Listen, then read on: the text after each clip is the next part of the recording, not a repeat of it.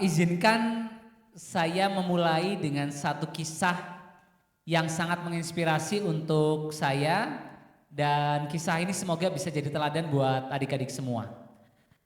Kisah ini diawali ketika Rasulullah ditanya salah seorang sahabat, "Wahai Rasulullah, kota manakah yang akan dibebaskan terlebih dahulu? Konstantinopel atau Roma?" Rasulullah menjawab, "Kota Heraklius terlebih dahulu." Ini merupakan sebuah bisyarah, kabar gembira bagi kaum muslimin bahwa salah satu pusat peradaban terbesar akan dibebaskan oleh kaum muslimin. Jadi Konstantinopel itu terletak di ujung pulau, dikelilingi 3 sisi lautan, Selat Bosporus, Laut Marmarah, dan Selat Tanduk. Seluruh lautannya dikelilingi rantai yang sangat besar sehingga kapal-kapal musuh tidak bisa melewatinya. Daratannya dikelilingi oleh dinding yang tingginya 30 meter, lebarnya 9 meter. Begitu luar biasa Konstantinopel, sampai Raja Prancis yang namanya Napoleon Bonaparte mengatakan, andai kata dunia ini merupakan satu negara, maka Konstantinopel inilah yang paling layak menjadi ibu kotanya. Dan ada hadis lain yang menjadikan kisah ini semakin menginspirasi. Rasulullah itu bersabda, Konstantinopel itu pasti akan dibebaskan. Sebaik-baik pemimpin adalah pemimpinnya, dan sebaik-baik pasukan adalah pasukannya. Hadis itu menginspirasi banyak pemimpin untuk membebaskan Konstantinopel, mulai Abu Ayyub al-Ansari, Sulaiman bin Abdul Malik, Harun al-Rasyid, Sultan Bayezid I, Sultan Murad II. Mereka semua gagal. Lahirlah seorang anak namanya Muhammad. Beliau mengazamkan, menancapkan dalam hatinya bahwa beliau ingin membebaskan Konstantinopel. Dikumpulkan 40.000 anak, dilatih ilmu fisik, agama, perang, disebut pasukannya Janissaries. Lalu untuk merontokkan dinding Konstantinopel yang tingginya 30 meter, lebarnya 9 meter, Muhammad Al-Fatih menciptakan sebuah senjata yang bisa melemparkan peluru yang beratnya 700 kg. Akhirnya 6 April 1453 Muhammad Al-Fatih membawa 250.000 pasukan dengan 400 kapal perang untuk membebaskan Konstantinopel. 14 hari perang, tidak ada tanda-tanda kemenangan. Sebagian pasukannya berkata, "Sudahlah Muhammad Al-Fatih, kita menyerah saja, kita pulang saja, dan kita serang di lain waktu." Apakah Muhammad Al-Fatih menyerah? Tidak. Jadi kunci pertahanan Konstantinopel itu karena lautannya dikelilingi rantai, sehingga kapal-kapal Muhammad Al-Fatih tidak bisa melewatinya. Apa yang dilakukan seorang pemuda yang berusia 23 tahun ini? Akhirnya Muhammad Al-Fatih memerintahkan pasukannya untuk memindahkan 70 kapal perang dari Selat Bosporus menuju Selat Tanduk melalui Gunung Galata yang panjangnya 3 mil. Bayangkan, 70 kapal perang ditarik dengan tenaga manusia menaiki sebuah gunung dalam waktu 1 malam. Hingga Yilmaz Ostuna di dalam kitabnya Osmanli Tarihi mengatakan, kami tidak pernah melihat dan tidak pernah mendengar sesuatu yang luar biasa seperti ini. Muhammad Al-Fatih telah mengubah bumi menjadi lautan, dan dia telah menyeberangkan kapal-kapalnya di puncak-puncak gunung sebagai pengganti gelombang lautan. Sungguh kehebatannya jauh melebihi apa yang dilakukan oleh Alexander yang Agung. Dan akhirnya 29 Mei Konstantinopel dibebaskan melalui tangan Muhammad Al-Fatih. Pertanyaannya adik-adik semua, apa yang bisa membuat seorang pemuda bertahan 52 hari perang dan membuktikan sabda Rasulullah 825 tahun kemudian setelah sabda itu disampaikan? Keesokan harinya Muhammad Al-Fatih mengumpulkan pasukannya untuk sholat Jumat. Beliau ingin memilih pasukan terbaik sebagai imam sholat. Diminta seluruh pasukannya berdiri, lalu beliau bertanya, "Wahai pasukanku, siapa di antara kalian yang pernah meninggalkan sholat wajib semenjak akil balik silahkan duduk." Tidak satupun pasukannya duduk. Pertanyaan kedua, "Wahai pasukanku, siapa di antara kalian yang pernah meninggalkan sholat rawatib semenjak akil balik silahkan duduk. Sebagian pasukannya mulai duduk. Dan pertanyaan terakhir, wahai pasukanku, siapa di antara kalian yang pernah meninggalkan sholat malam? Semenjak akil balik silahkan duduk. Seluruh pasukan duduk kecuali Muhammad Al-Fatih. Tidak sulit bagi Allah untuk memenangkan pemimpin sebelumnya. Tapi kenapa Allah memilih Muhammad Al-Fatih? Mungkin Allah yang memberikan pesan kepada kita adik-adik semua. Bahwa dulu pernah hidup seorang pemuda yang menjaga kedekatannya dengan Allah. Dan Allah berikan keberhasilan dan kemuliaan dalam kehidupannya. Dan dalam perjalanan kisahnya, pernah ada satu momen Muhammad Al-Fatih merenung ya. Berpikir bagaimana dalam singkatnya kehidupan dunia ini, beliau mampu menghasilkan sebuah legasi besar yang akhirnya karyanya dikenang sejarah hingga hari ini. Saya ingin mengawali dengan kisah ini, tapi saya akan relevansikan dalam konteks kita hari ini ya. Sekarang kita coba lihat bagaimana konstruksi bernegara kita hari ini, dan bagaimana adik-adik nanti punya satu roadmap berpikir untuk mengisi peran-peran dalam konteks tersebut ya. Boleh masuk ke konstruksi bernegara ya. Oke, this one. Jadi, back slide. Oke, sampai situ ya. Jadi kita ada teks ya. Satu, negara demokrasi, negara hukum, SDM unggul, SDM alam, sumber daya alam ya. Jadi sebenarnya bernegara ini kalau kita lihat dalam konteks kacamata atau helikopter view, bagaimana sumber daya alam yang ada ini itu dikelola, kemudian digunakan untuk menciptakan SDM yang unggul. Itu sebetulnya hakikatnya. Nah, untuk melalui proses itu ada bagian dari negara demokrasi ya, next. Yang akhirnya diatur lah. Kita tahu presiden, ada pilkada ketika adik-adik ingin masuk ke dunia eksekutif. Kalau misalkan ada salah seorang di sini yang nanti jadi wali kota Surabaya misalkan, bayangkan Anda mengelola 10 triliun, 5 tahun menjabat 50 triliun. Menjadi menteri kesehatan, 5 tahun jabat 550 triliun. Tapi tadi kembali ke prinsip awal, itu bagian dari sumber daya alam yang ada untuk menciptakan SDM unggul.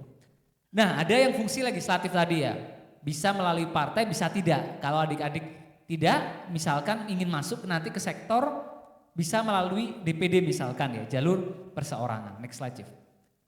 Nah, ini pintu masuk menuju namanya suprastruktur politik ya, atau suprastruktur kita dalam bernegara.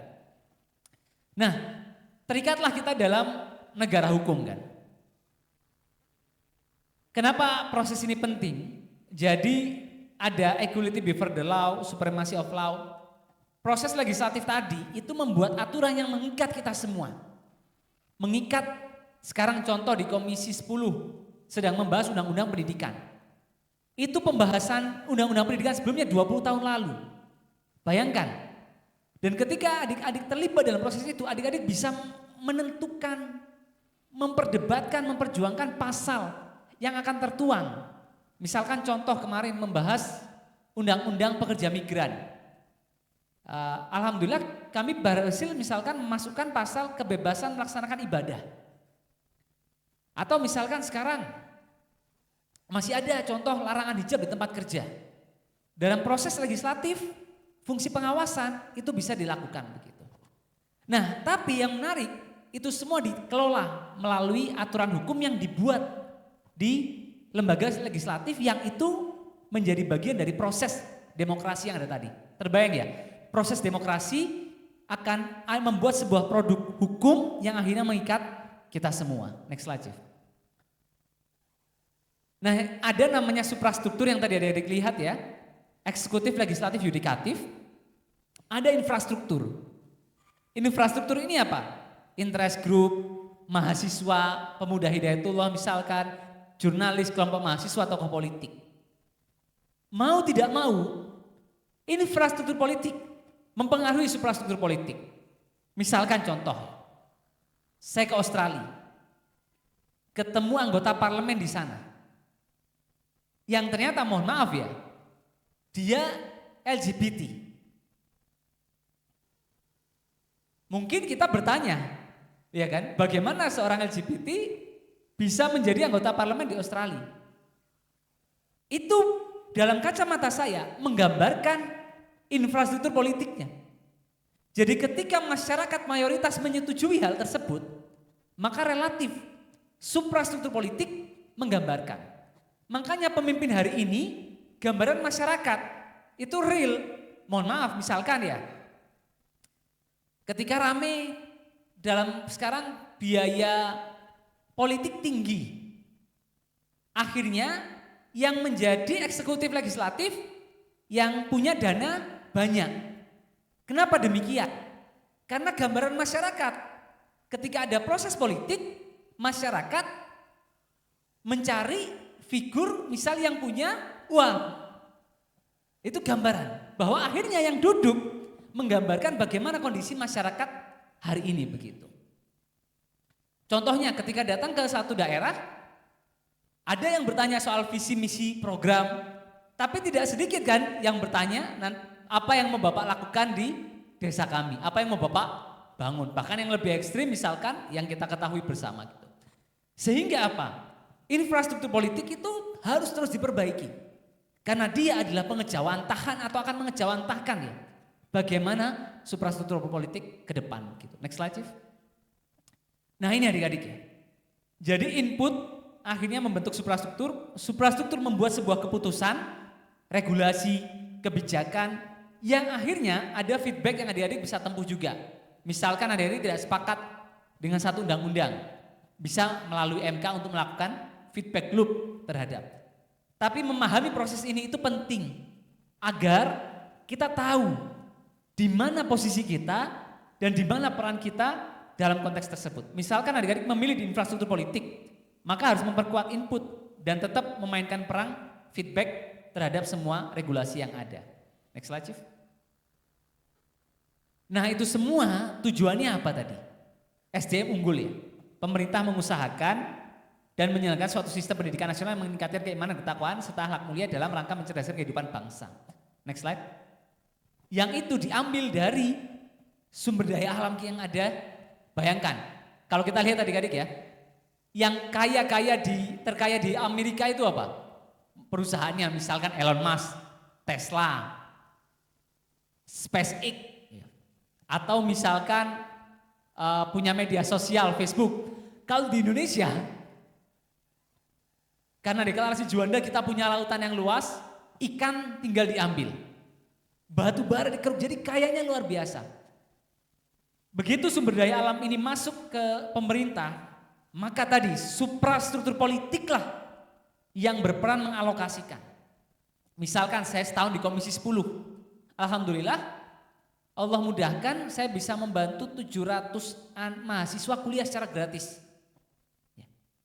Karena saya terlibat dalam suprastruktur politik, sehingga relatif bisa ikut terlibat mengalokasikan pengelolaan hasil sumber daya alam untuk proses yang akan dihasilkan.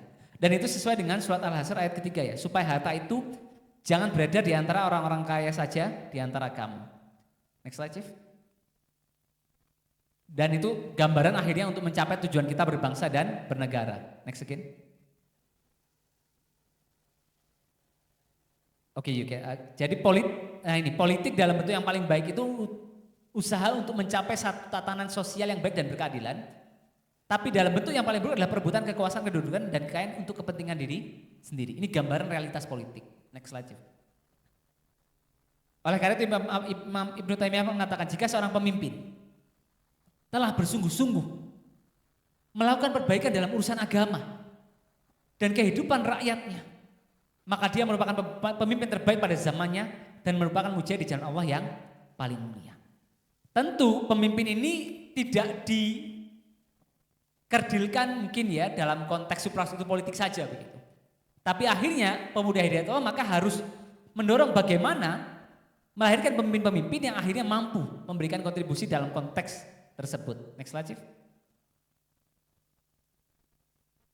Sesungguhnya Allah mencegah dengan kekuasaan apa yang tidak bisa dicegah dengan Al-Quran. Nah, itulah hakikat ya. Powerful dengan akumulasi pemanfaatan suprastruktur politik dalam konteks. Nah, pertanyaan kemudian, bagaimana pemuda Hidayatullah menempatkan diri dalam proses demokrasi dan proses hukum dan bagaimana berperan dalam menciptakan SDM unggul untuk mencapai tujuan berbangsa dan bernegara. Oke, sekarang bicara soal legislatif youth. Nah, kita sekarang dihadapkan dalam proses politik yang tidak mudah adik-adik semua ya. Apa yang muncul di benak adik-adik ketika mendengar kata politik? Next slide, Chief. Next again. Next. Ada yang mengatakan politik itu mahal. Bahkan untuk kalah pun kita harus mengeluarkan banyak uang. Ya. Itu realitas ya. Mau jadi kepala daerah tadi butuh kadang sekarang katanya puluhan miliar. Next again. Ada juga yang mengatakan politik adalah seni lembut katanya. Mohon maaf ini perspektif yang jelek-jelek tentang politik saya sampaikan ya. Untuk mendapatkan suara dari orang miskin dan dana kampanye dari orang kaya dengan berjanji untuk melindungi satu sama lain. Itu kata Oscar Emberinger. Next slide, Chief. Ada juga yang mengatakan ya, politisi semuanya sama. Mereka berjanji untuk membangun jembatan meski tidak ada sungai. Next slide. Bahkan ini yang lebih ngeri kata Einstein apa? Politik lebih sulit daripada fisika. Next again, Chief. Politisi tidak pernah percaya atas ucapannya sendiri, mereka justru terkejut bila rakyat mempercayainya. Next again. Nah, itu gambaran adik-adik. Tapi tadi ada proses negara demokrasi, negara hukum yang itu akhirnya menjadi proses politik itu ada bagian dalam kehidupan kita. Ini satu penelitian yang menarik ini. Profesi yang paling tidak dipercaya siapa? Politisi, minus 79%. Yang paling dipercaya siapa? Dokter ya. Jadi kalau di rata-rata, saya itu surplus 54% karena dokter, minus 52% karena politisi, sisa 2% ya. Ya itu realitas kita hari ini gitu. Next again. Nah ini contoh laporan Institut Otonomi Daerah. Kalau nanti ada adik-adik pemuda Hidayatullah yang saya ingin menjadi anggota DPRD, ini laporan dari satu laporan ya, butuh 500 juta sampai 1 miliar. Provinsi 1 sampai 2 miliar, DPRD 1 sampai 4 miliar. Bupati 10 sampai 30, gubernur 330 sampai 100 miliar. Tapi karena saya sudah masuk dalam proses ini adik-adik, saya katakan angka realitasnya lebih besar daripada apa yang tertulis pada tersebut. Nah itu gambaran, tantangan yang adik-adik sampaikan. Saya ambil contoh ada seorang pemuda mengkritik seorang bupati. Dia mengatakan bupati itu nggak becus, jalan banyak bolong, banjir di mana-mana. Maka saya akan menantang, apakah pemuda itu mampu mengalahkan kepala daerah tersebut dalam proses politik tersebut? Oke, pemuda bisa mengatakan, duitnya dia lebih banyak daripada saya, Dr. Gamal. Berarti orang yang sedang adik-adik katakan tidak kompeten, ternyata dia lebih unggul dibandingkan seorang pemuda tadi yang mengatakan bahwa orang tersebut tidak kompeten.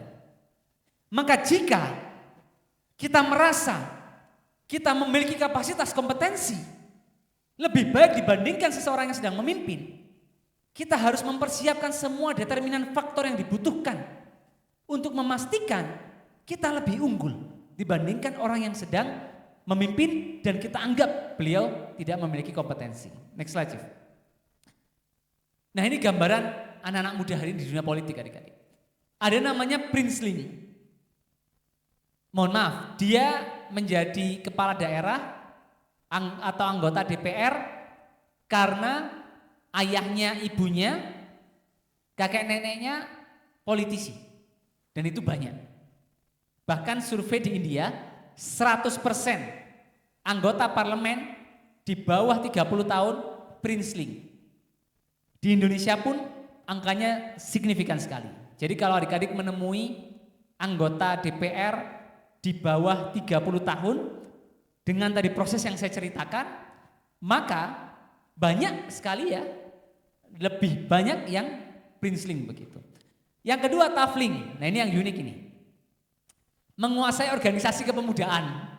Ini jangan tersinggung ya, ya. Menguasai gerakan kepemudaan, ormas, orasi, berteriak di jalan, lalu ketemu bohir atau good father. Jadilah dia ke suprastruktur politik.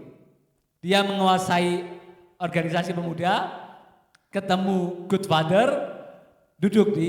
Nah yang ketiga ini yang harus adik-adik capai ke depan. Irresistible young politician.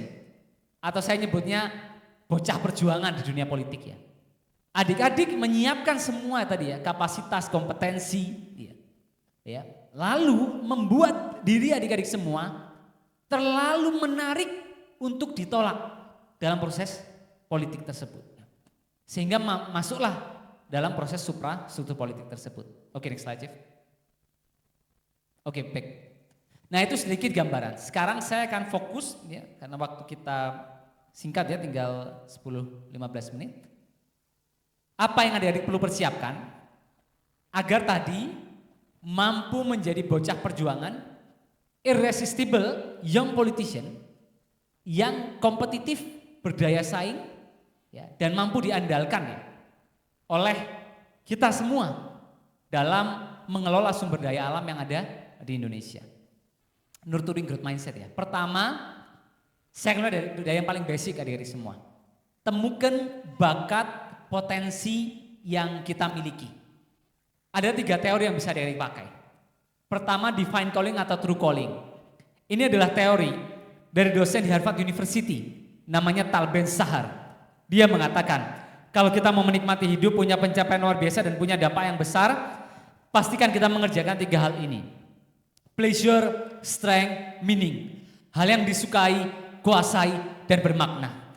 Jadi when our interest, ketika kesukaan kita intersect with mastery, bertemu dengan ketangguhan kita, and then get bundled up with sincerity, lalu dibungkus dengan ketulusan, maka lihatlah bagaimana kelak Allah memberhasilkan kita.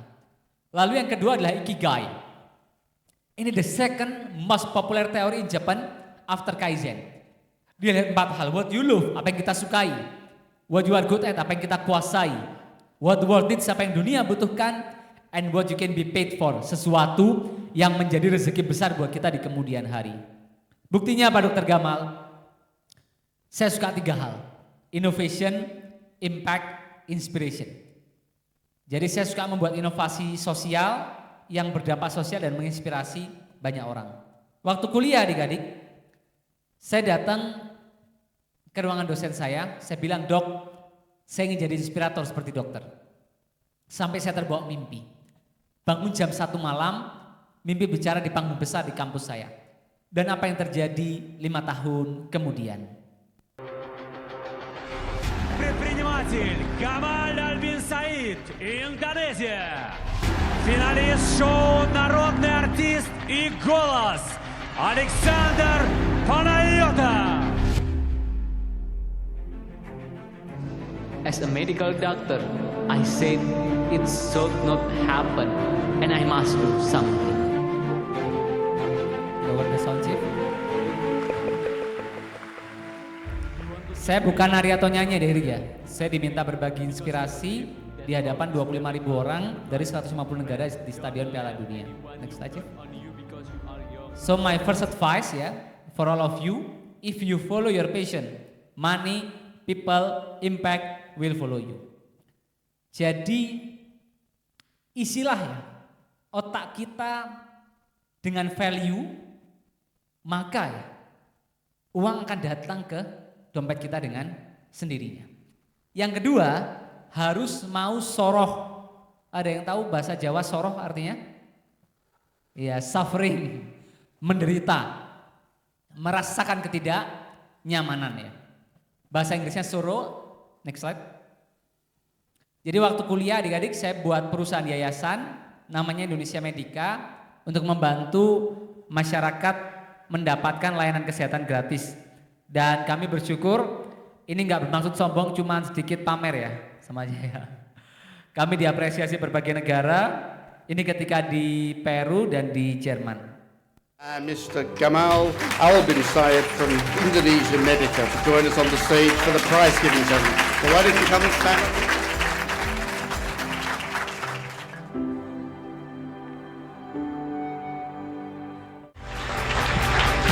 Gamal, please come on stage.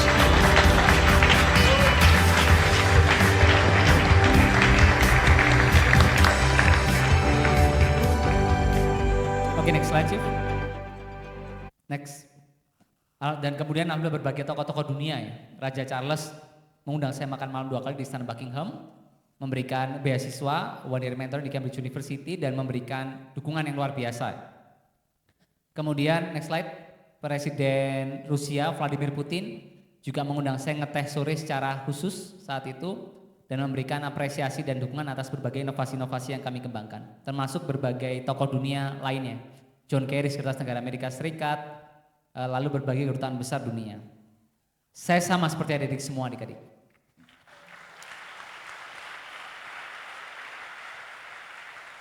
Apa hikmahnya yang kita lakukan?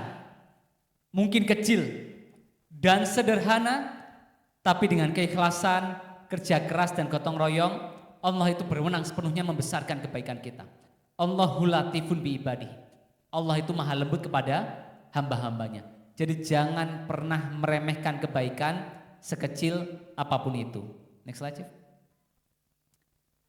Waktu akan menjadi pembeda yang jelas.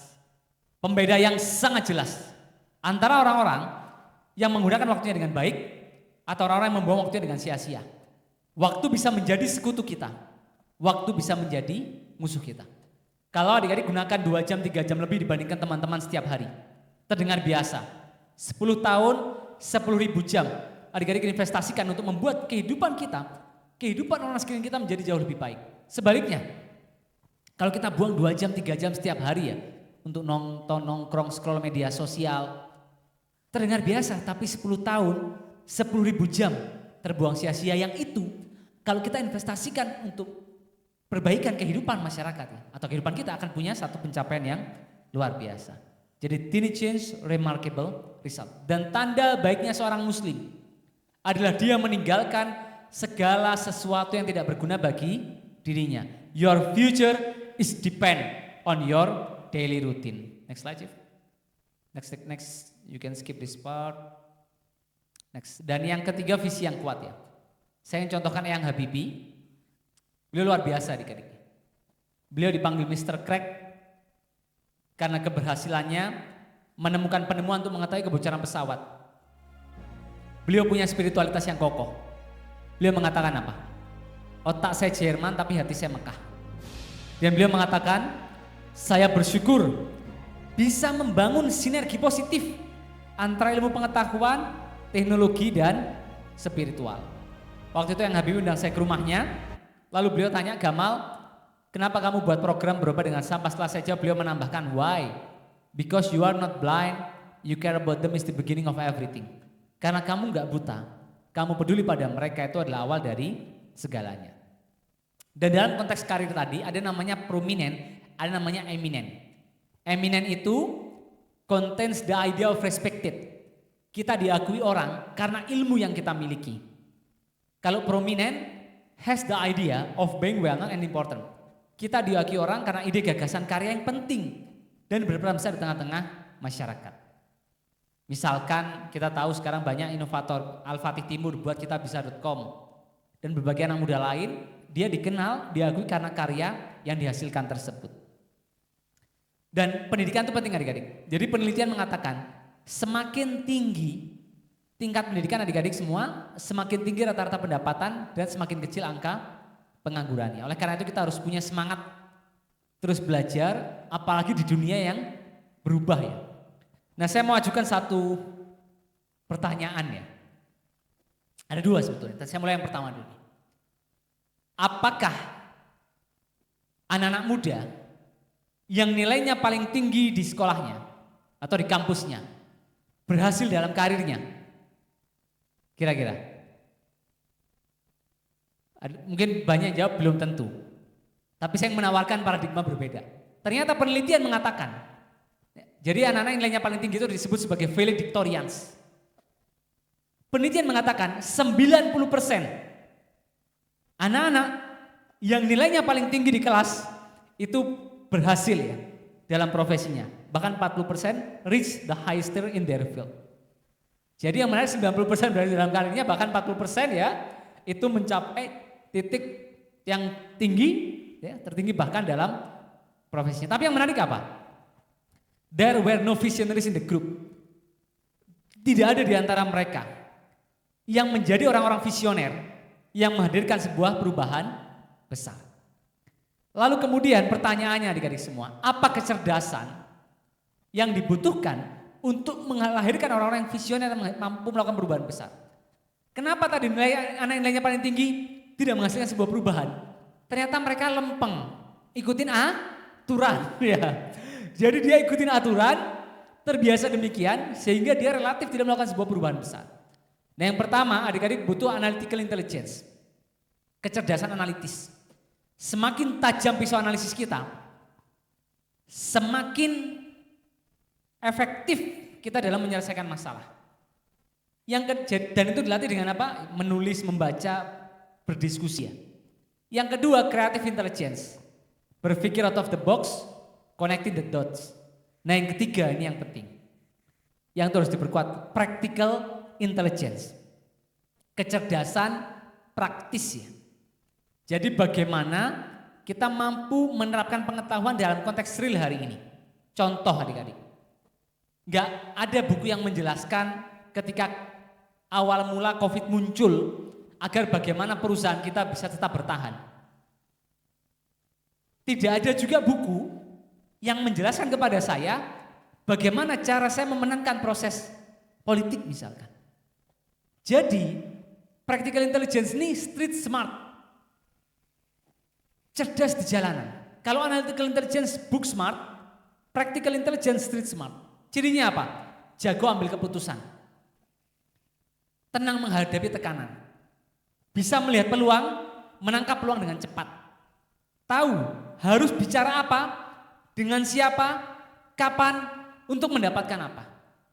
Dan itu semua harus dilatih ya dalam konteks practical intelligence agar tadi mampu menjadi orang visioner menghadirkan sebuah perubahan besar. Nah itu konteks yang ketiga yaitu visi. Dan yang kita bagaimana tahu bakat, kerja keras, visi jelas, menghasilkan dampak. Jangan mohon maaf seperti kebanyakan anak muda sekarang, high profile, low profit, low impact. Ya. Sibuk main medsos, ya, saldo tipis, ya, manfaatnya kecil. Lebih baik apa?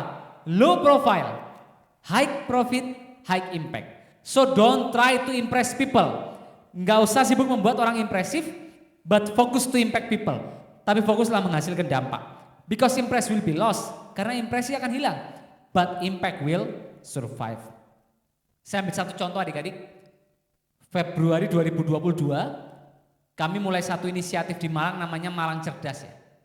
Program saya sederhana aja. Yang pertama adalah beasiswa. Jadi Malang Cerdas fokus. Jadi saya punya pemikiran begini. Kalau saya mau bangun satu desa, saya akan bantu 50 anak dari desa itu kuliah gratis. Maka akan ada 50 keluarga terdidik yang akan membuat sebuah desa itu menjadi lebih baik. Desa-desa baik akan membuat sebuah kota kabupaten menjadi lebih baik. Akhirnya kami mulai Malang Cerdas. Program unggulan kami yang pertama adalah beasiswa. Waktu itu ya, alhamdulillah sebelum jadi anggota DPR sudah ratusan mahasiswa bisa kuliah secara gratis melalui beasiswa yang kami hadirkan. Nah ini contoh adik-adik yang kemudian bisa kuliah ya melalui beasiswa yang dihadirkan diperjuangkan oleh Malang Cerdas. Mari kita saksikan. Assalamualaikum warahmatullahi wabarakatuh. Perkenalkan saya Silma Huriel Fitri. Saya Ahmad Mulazim Al-Haki. Saya Intan Nuraini Skiasik. Saya Ihsan Tasrik. Saya Muhammad Abdul Syafiq Irfanto. Saya mengikuti berbagai macam tes, mengikuti proses seleksi beasiswa dari Malang Cerdas. Alhamdulillahnya saya lolos. Saat itu saya ditawarkan untuk mengikuti seleksi beasiswa dari Malang Cerdas. Atas izin Allah saya berhasil diterima dan lolos untuk menerima beasiswa dari Malang Cerdas. Saya bertemu dengan Dr. Gamal dan Malang Cerdas. Dan alhamdulillah kemudian hari ini ya kita sudah hadirkan bahkan puluhan ribu beasiswa untuk pelajar dan ratusan beasiswa kuliah. Nah, program kami yang kedua itu namanya Gamal Goes to School adik-adik. Jadi kami alhamdulillah memecahkan rekor sudah mengunjungi 339 sekolah ya. Jadi kalau di Kabupaten Malang ini nggak ada satupun SMA negeri yang belum saya kunjungi. Kalau adik-adik ke Kota Batu ya, itu saya boleh klaim sudah separuh sekolah negeri swasta saya kunjungi. Bahkan di Kota Malang 40% SD negeri ya, itu sudah kami kunjungi. Kalau orang dengar ratusan beasiswa kuliah atau puluhan ribu beasiswa pelajar ya, atau 339 sekolah yang kami kunjungi mungkin terdengar biasa. Tapi bagi saya dan tim butuh perjuangan dan pengorbanan luar biasa. Kadang kami berangkat jam 3 pagi, jam 4 pagi, kembali jam 1, jam 2 dini hari. Karena kami meyakini adik-adik, lebih baik kita menderita karena kedisiplinan daripada kita menderita karena kegagalan, penyesalan, dan kekalahan. Jadi disiplin. Disiplin itu senjata ampuh yang kamu miliki. Dan itu adalah jembatan emas antara cita-cita kita dengan pencapaian kita. Bahkan saya ingin katakan secara ekstrim dalam konteks personal ya. Kita harus melatih diri kita. Tetap melangkah, tetap bergerak dalam kondisi emosi kita yang semangat atau sedang down. Ya, dalam kondisi ya, berbagai situasi karena kedisiplinan tersebutlah yang akan menghantarkan kita mencapai. Dan terakhir, saya akan tutup dengan satu kisah mungkin ya, tambahan sedikit. Jadi kita lihat bagaimana hari ini Hidayatullah Muhammadiyah NU ya, itu tumbuh dengan luar biasa. Kalau kita lihat perjalanannya, bagaimana contoh Kiai Haji Ahmad Dahlan dulu menjual perabot rumahnya untuk gaji guru-guru yang mengajar di sekolah Muhammadiyah, sekarang hadirlah 12.000 sekolah kemudian. Kita kemudian bagaimana melihat Nahdlatul Ulama, next slide Chief, melihat Hidayatullah, bagaimana bisa sebuah gerakan, sebuah kebaikan bertahan puluhan bahkan ratusan tahun. Disitulah akhirnya tumbuh dan berkembang ya, menjadi makna keberkahan itu muncul. Dan dari perjalanan tokoh-tokoh tersebut kita belajar adik-adik. Ketika kita berkumpul di sini, detik ini miliaran orang dikumpul sedang berdoa kepada Allah, ya Allah, kembalikan aku ke dunia supaya aku bisa mengerjakan amal soleh yang aku tinggalkan. Tapi sekali-kali tidak bisa. Dan oleh karena itu jadikanlah usia kita kesempatan menghasilkan amal yang melampaui usia kita. Akhir kata, saya akan tutup dengan kisah seorang ibu usianya 46 tahun. Ibu ini mohon izin sama suami sama anaknya mau kuliah lagi. 46 tahun, bukan ambil S2, S3 adik-adik. Ambil D1 mau belajar ilmu tafsir. Sampai anaknya tanya, Mami sudah tua mau apa kuliah lagi? Apa jawabannya?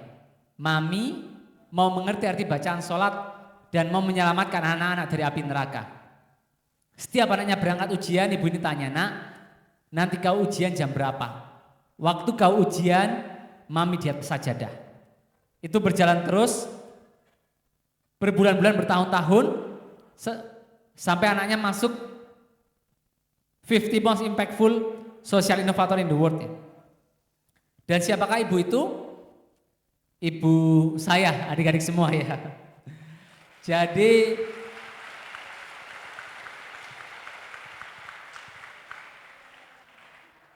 you can stop the preview, JV. Jadi saya ingin katakan adik-adik semua, apa yang saya capai hari ini itu adalah hasil dari perjuangan, pengorbanan kedua orang tua saya. Waktu saya kelas 3 SD, ada tugas ngetik naskah drama, di rumah nggak ada komputer, nggak ada laptop, malam hari bapak saya bawa mesin ketik, dari kantornya usahanya keluarga kami ke rumah, ibu saya ngetik mulai malam sampai pagi. Saya diterima di kedokteran Brawijaya, ayah saya sampai jual tanahnya, supaya saya anaknya yang namanya Gamal ini bisa kuliah di kedokteran Brawijaya. Bahkan satu momen mahal dalam kehidupan saya, ketika subuh jam 4 pagi, saya terima email pesan dari Cambridge bahwa saya lolos sebagai finalis ya. Penerima penghargaan kehormatan dari Kerajaan Inggris. Itu saya saksikan wajah kebahagiaan penuh kebanggaan. Jadi I have something life for someone I must not disappointed. Saya punya tujuan hidup, seseorang yang tidak boleh saya kecewakan. Dan saya ingin bukan saya saja. Betapa banyak kita di ruangan ini menyaksikan dengan mata kepala kita. Orang tua kita membatalkan mimpinya, melupakan mimpinya, membiarkan hidupnya berlalu tanpa kesenangan. Supaya kita anak-anaknya bisa belajar lebih baik, bekerja lebih baik, dan bermanfaat untuk lebih banyak orang. Oleh karena itu pesan saya buat adik-adik semua, jadikan keinginan membahagiakan orang tua kita di dunia dan di akhirat. Itu menjadi motivasi yang membuat kita belajar, berjuang, berkorban, beribadah 2, 3, 4 kali lipat lebih keras. Akhir kata, tetaplah menjadi pejalan dalam jalan-jalan kebaikan. Karena jalan kebaikan adalah jalan Allah, sehingga dia yang berjalan dalam jalan kebaikan sesungguhnya sedang berjalan bersama Allah. Dan kalian anak muda ibarat matahari. Kalian anak muda ibarat matahari pukul 12 siang, paling terang, paling panas, paling membara. Jangan biarkan masa muda ini berlalu begitu saja tanpa karya yang mempesona.